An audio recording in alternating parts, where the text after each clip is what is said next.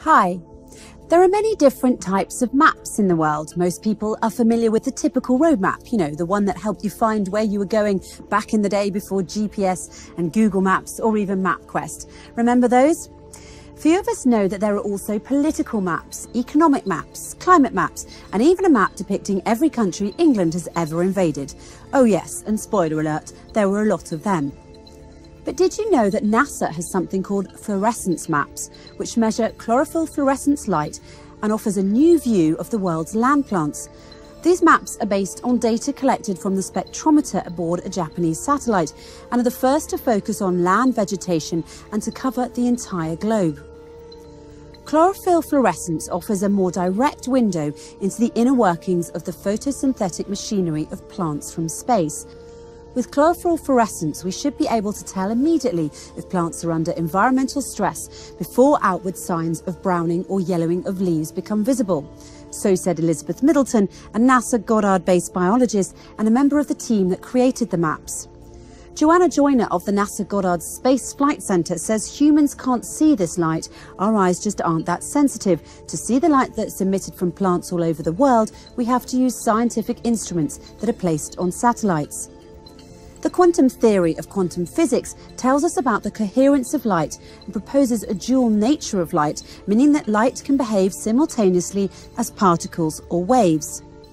Light gives plants the energy they need to grow, but what happens if plants receive too much light? The answer is they glow. This neon glow is actually happening around us all the time, and it's the result of a cellular process where light from the sun is transformed and released as fluorescent light in a phenomenon called chlorophyll fluorescence. The light exits the plant cell and is released into the atmosphere, which is why NASA stated that their satellite instruments have given climate researchers an unexpected global view from space of a fluorescent glow from land chlorophyll. But would you believe me if I told you that that bottle of olive oil on your kitchen counter also gives off a fluorescent glow that can be seen in space in much the same way as planet Earth glows? Or would you maybe start to question my IQ? It's not bad, by the way. It's true, folks. Olive oil, that rich substance we love to drizzle on our pasta or douse our salads with, emits a coherent light that makes it glow by fluorescence in the same way as our planet glows in space. Olive oil is unique among the majority of oils in that it is a product of a fruit rather than a seed.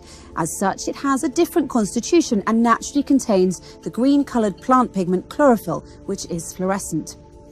Though it may appear dull under regular light, hit a clear glass of olive oil with a green laser and the oil will glow red. And it's not just lasers that will get the olive oil to fluoresce, ultraviolet lamps will do the trick too and are accepted as an official method for the identification of the purity and grade of olive oil, according to the US Bureau of Standards.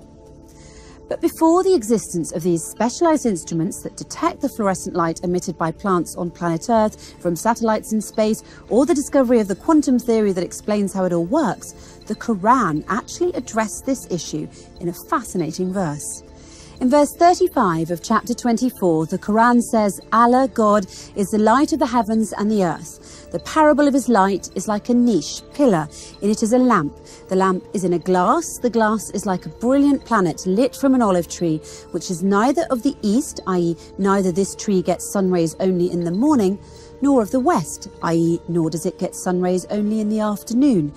But it is exposed to the sun all day long. Its olive oil would almost glow forth of itself, though no fire touched it, light upon light.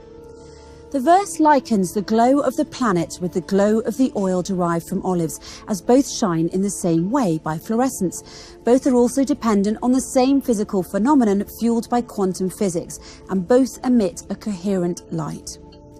Coherence is one of the most important concepts in quantum physics and is strongly related to the ability of light to exhibit interference effects. A light field is called coherent, like the light from lasers, when there is a fixed phase relationship between the electric field values at different locations or at different times. Coherent light waves are waves with a constant phase difference. They will have the same frequency and wavelength. When two waves meet, they will interfere and superpose. This is called the quantum principle of superposition, and it's at the heart of quantum mechanics. If you look in the dictionary, the word superposition technically means one upon another.